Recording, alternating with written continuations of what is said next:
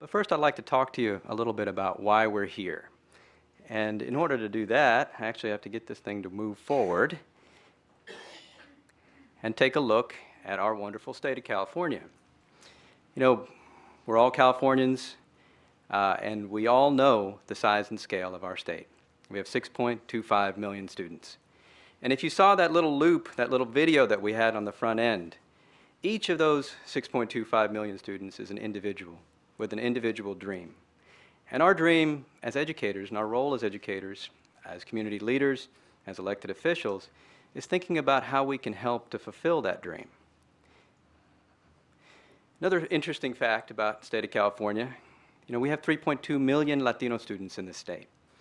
By themselves, our Latino students are larger than the individual student populations of any state in the nation with the exception of Texas. You can notice that Texas is missing on there.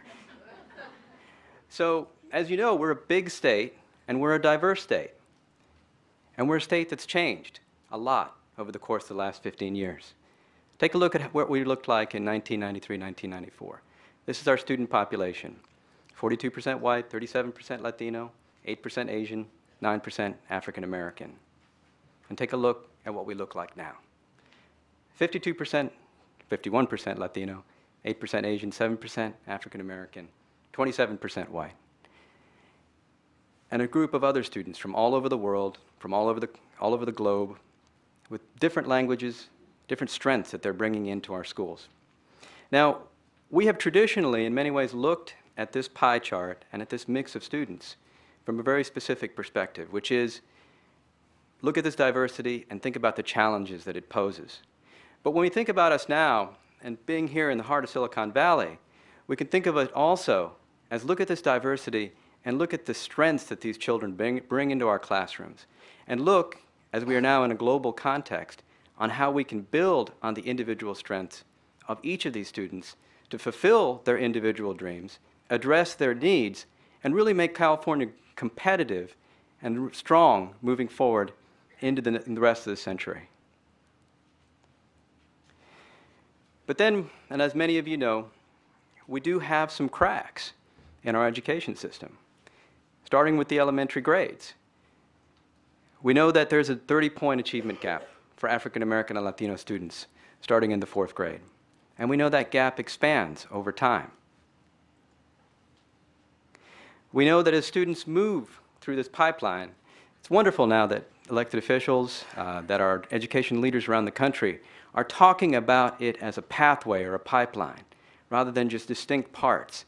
Because with a pipeline or a pathway, we know what's there at the end, the hopes and dreams and the aspirations of these students. But we also know that in middle school, in high school, that less than 20% of our African American and Latino students are actually proficient in Algebra 1.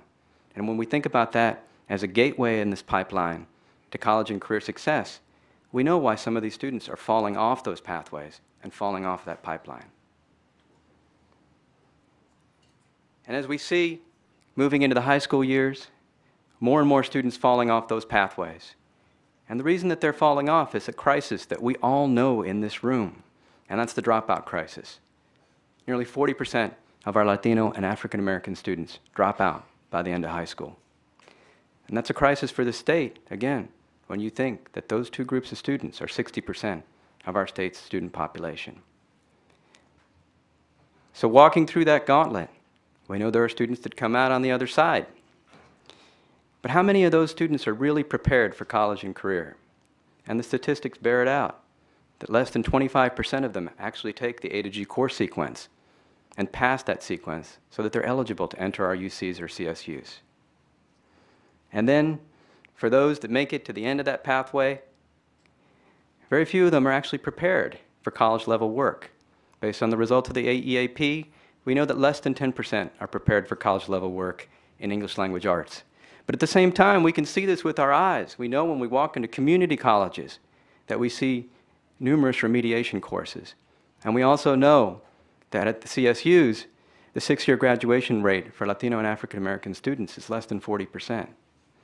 These are crippling statistics for each of these children walking through this pipeline, and they're crippling statistics as we think about the future of our state.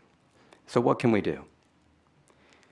Well, at the Education Trust West, we believe, and with our partners, we believe that we can catch some of these students as they walk through the pipeline and before they walk through the pipeline. And one of the ways that we can do that is by knowing more about them. A simple concept. You know, we can see this young woman here. She's fuzzy.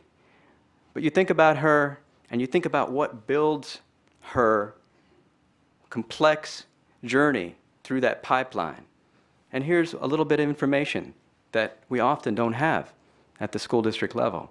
The fact that she attended 3 districts. Think about that. 3 different districts around the state of California. But how many times has information about this one child been lost between one district or another?